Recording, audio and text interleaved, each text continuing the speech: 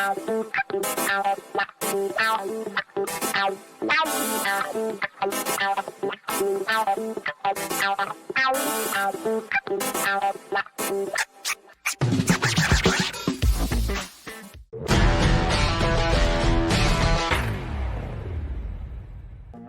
good morning. I tried really desperately to turn on the cat filter. I have no idea how to do it. We know how to do it either. We don't either. Turning it on as the other guy was turning it off. I know how to do it on FaceTime. I don't know how to do it on Zoom. Okay, so Okay, all right. Well, that's completely useless. But yeah, sure. yeah.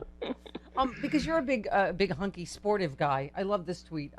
Keith said, "This is like watching someone shoot free throws for an hour and missing every single one." That really was Trump's defense. You're just like, oh no, right? Mm-hmm. Yeah, it was pathetic. I had to go back. I was doing my show at the time when the defense team, Trump's defense team, which always makes me laugh because it was hardly that. But I missed most of it. I had to go back and review, and it was everything everyone was saying it was. Yeah. It was so bad. I'm frankly not surprised if Donald Trump hires the cat lawyer to represent him. That's what I said. Starting today. I am going with a shoe polish Rudy, drunk, and the cat lawyer today. Yep. That's what I think we're going to get today because I think. Oh, well, already in real time, he hired during the trial the guy that called him a crook last year and sued him for. Mm-hmm. I don't think. Travis, do you think he doesn't know who he just hired? He's the guy He's that not vetting said them. that his election stuff was bull. It's the lawyer. Okay. Maybe his memory isn't that strong. Perhaps. Yeah. Perhaps And Grampy's having issues. Yes. Yeah, the last night they were ganging up on Bruce Castor. Like they had David Schoen on Fox News with Laura Ingraham and Sean Hannity, and then they got together, all like the bunch of them, and they were like, "Oh, that Bruce Castor guy." And so Bruce Castor probably cried himself to sleep last night. He's gonna wake up, his face is gonna be all puffy, trying to defend Trump. Reportedly, Trump preferred Angry and Meandering, the law firm. Was That's right. Yes. was Castor's suit too big? It looked like a David Byrne suit. He borrowed Sean Spicer's suit. Yeah. Because they're low on cash because none of them get paid. So they just he shops at the same place Trump gets his suits. Trump gets his suits from the irregular and dumpy section of TJ Maxx. That's where Trump goes right off the shelf. Yeah. Give me that one. He's got the worst suits for a billionaire. My God, you think he could afford better suits? Right. This is some of the things that just get left over from the past 4 years they're mysteries that we need to have the ansers for immediately. Yeah, let's listen to the including angry. why the bad suits. Let's listen to the angry leprechaun. This is Bruce Schoen. Yes. They Trump. say you need this trial before the nation can heal, that the nation cannot heal without it. I say our nation cannot possibly heal with it. With this trial, you will open up new and bigger wounds across the nation, for a great many Americans see this process for exactly what it is. A chance by a group of partisan politicians seeking to eliminate Donald Trump from the American political scene and seeking to disenfranchise 74 million plus American voters and those who dare to share their political beliefs and vision of America. So wait, unless we disenfranchise 81 million voters, we are disenfranchising 74 million. See, that sounded like Donald Trump wrote that. I mean, that's what I was getting that impression from Schoen's. I think that's how you pronounce his last name. Schoen, is it Schoen? Schoen. Yeah. I think it was one of those situations. Remember with crazy Dr. Borenstein, who's now shuffled off. No longer to with us. Yes. A fake. He's in fake doctor heaven right now. Yes. And so Dr. Borenstein released Donald Trump's medical report, and it turns out later on we find out that Donald Trump was sitting in a limo outside dictating the entire medical report to Dr. Borenstein.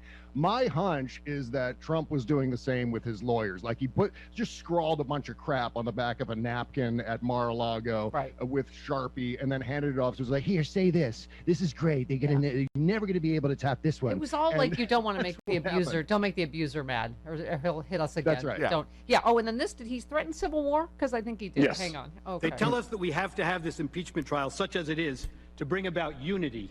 But they don't want unity, and they know this so-called trial will tear the country in half, leaving tens of millions of Americans feeling left out of the nation's agenda, as dictated by one political party that now holds the power in the White House and in our national legislature. But they're proud Americans who never quit getting back up when they're down, and they don't take dictates from another party based on partisan force feeding. This trial will tear this country apart, perhaps like we have only seen once before in our history. Civil war threat. Bob. Yeah.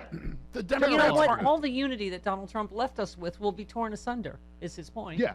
That's a horrible argument to make in defense of someone who incited an insurrection. To say that there's going to be more violence somehow because of this trial, it's like giving a free pass to all those yahoos who stormed the Capitol on the 6th. Yeah. That is one of the worst possible arguments they could ever come up with. Right. Which is, we dare you. Is this a threat? Are his lawyers it's like, listen, honey, I know he broke your arm, but if you keep going, he's going to break your jaw.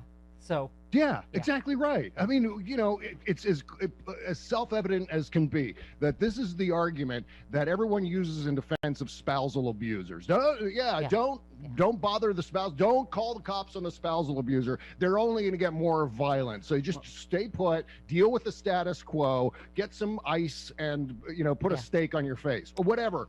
This is the worst argument on top of being just a threat. It's a not even a veiled threat. It's an outright threat that more violence is going to happen if we proceed with this impeachment process. And he was. Continue. I mean, sitting in the very chamber where there were insurrectionists marching around and doing their thing, and it's in the crime ridiculous. scene. Yeah, Chris. Yeah. Well, it needs to stop now. And he kept saying that the Democrats were dictating to the rest of us what to do. That's what happens when Democrats win elections. Yeah. They get the power. Well, Senator Cornyn was whining about that. He's now a private citizen, and you were great, Bob, on Twitter. You said, stand up for your chamber, Senator, instead of standing up for a failed con man. Be a patriot for the Constitution, not an aperture. I'm going to mispronounce that word. Wow. You know what I mean. For an insurrectionist rodeo clown. Apparatchik? Yes. Okay. And bless you. But right. I mean, that's again. It's why are they so quick to defend this guy? And the only thing I can think of is it's just plain cowardice. They're afraid of Trump's army because now, as Malcolm Nance has said many times, Donald Trump has his own army. He commands these people to do whatever the hell he wants, and he may not have that platform publicly anymore. But the word gets out, and so this is. Everyone's afraid of those people being unleashed again upon them. And we're not just talking about votes, we're talking about now physical violence. I can only imagine some of the intimidation tactics, some of the emails and DMs and whatever some lawmakers are receiving. Certainly Susan Collins, Lisa Murkowski, Mitt Romney, Ben Sass, they're all getting it. I can't even my imagine hate mail. My hate mail has gotten much better. I don't know about yours, Bob. Okay. Yeah, mine has too. I think they've been a little bit tamped down over the last couple of months. Yeah. So that's a positive thing at least. But it's fantastic. maybe we should change places with some of the members of Congress because we've got safer mailbag. I don't know. Yeah. But so do we have this? Oh, Senator Mike Lee, you responded to this. Just these ridiculous excuses. Look, everyone makes mistakes. Everyone's entitled to a mulligan once in a while. Right. Tomorrow we're prepared to. You said, a mulligan, like we all get when we commit grievous crimes. Right. Where people die. I'm like, you mean like golf, the mulligan? I was like, Yeah. Okay.